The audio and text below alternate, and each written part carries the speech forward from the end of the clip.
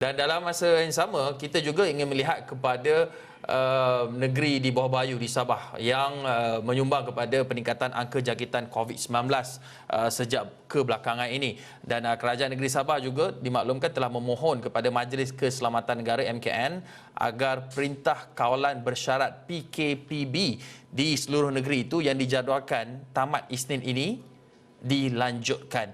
Ini kata Menteri Kerajaan Tempatan dan Perumahan Negeri iaitu Datuk Masidi Manjun yang menyatakan bahawa kerajaan negeri berpandangan bahawa pelanjutan itu penting memandangkan kes COVID-19 di Sabah ini masih lagi tinggi dan Sabah kekal mencatatkan kes COVID-19 tertinggi pada Jumaat iaitu 528 kes daripada keseluruhan 710 kes di seluruh negara. Kerajaan negeri juga katanya telah menyalurkan sejumlah 26.7 juta ringgit untuk pemberian bantuan bakul makanan kepada penduduk yang berkenaan. Dan sehingga 2 petang Jumaat, sebanyak 72,823 bakul makanan telah diagihkan.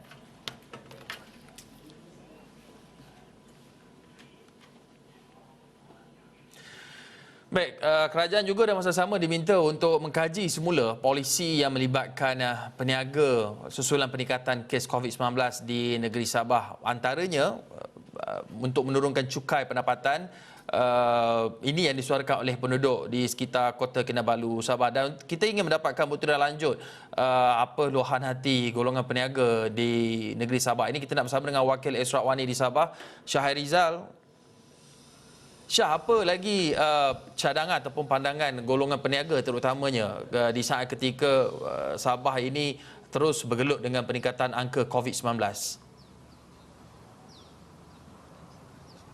Baik, Hakim, terima kasih Hakim. Dalam tinjauan yang kami lakukan sekitar pagi tadi dan juga apa yang telah kami lakukan semalam, ada juga beberapa pandangan yang telah disuarakan oleh rakyat, khususnya peniaga-peniaga yang berada di sekitar Kota Kinabalu. Kerana kalau kita nak faham sebenarnya angka kematian, 8 kematian yang diumumkan semalam adalah daripada negeri Sabah, dan jika 2 hari sebelum ini adalah hanya angkanya 5, tapi saban hari dilihat ada peningkatan. Jadi kerisauan tersebut telah disuarakan oleh peniaga-peniaga dan penduduk di sekitar Kota Kinabalu. Jadi apa yang mereka suarakan adalah bagaimana tindakan, apakah tindakan yang bakal diambil oleh kerajaan selepas ini, kerana angka itu saban hari meningkat, bukan saja angka kematian tetapi angka positif. Yang sembuh juga kurang daripada 5,000 yang sembuh daripada angka keseluruhan 10,000 kes yang dilaporkan di negeri Sabah ini. Dan apa yang disuarakan oleh salah seorang peniaga yang saya sempat temu bual pada sebelah pagi tadi adalah berkenaan dengan katanya rakyat sekarang ini sedang berada dalam keadaan kesusahan.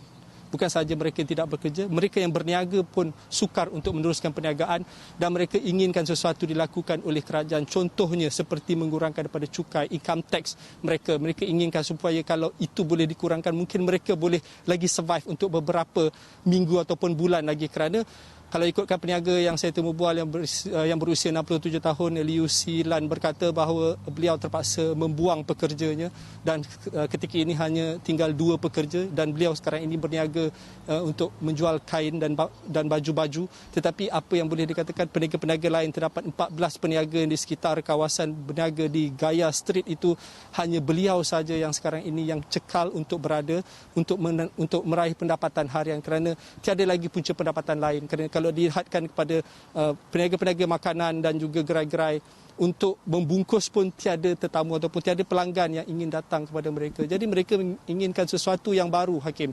Mereka menginginkan sesuatu yang lebih tuntas daripada kerajaan sendiri untuk melihat. Kerana katanya kalau ikutkan, kalau apa dikatakan oleh Liu Siulan tadi, dia mengatakan bahawa suasana politik, senario politik sekarang ini juga sedikit mengganggu, katanya, sedikit kacau, kerana situasi ini tidak membantu kepada apa yang dialami oleh rakyat Sabah, khususnya yang seluruh negara faham bahawa kes yang meningkat adalah di negeri Sabah dan kematian yang paling tinggi adalah juga di negeri Sabah. Hakim. Baik, terima kasih Syahrizal atas perkongsian itu tadi, dan kita harapkan akan ada inisiatif baru bukan sahaja daripada kerajaan persekutuan tapi juga daripada kerajaan negeri dalam usaha untuk mengawal penularan wabak COVID-19 terutamanya di negeri Sabah yang ketika ini angka jangkitannya semakin meningkat.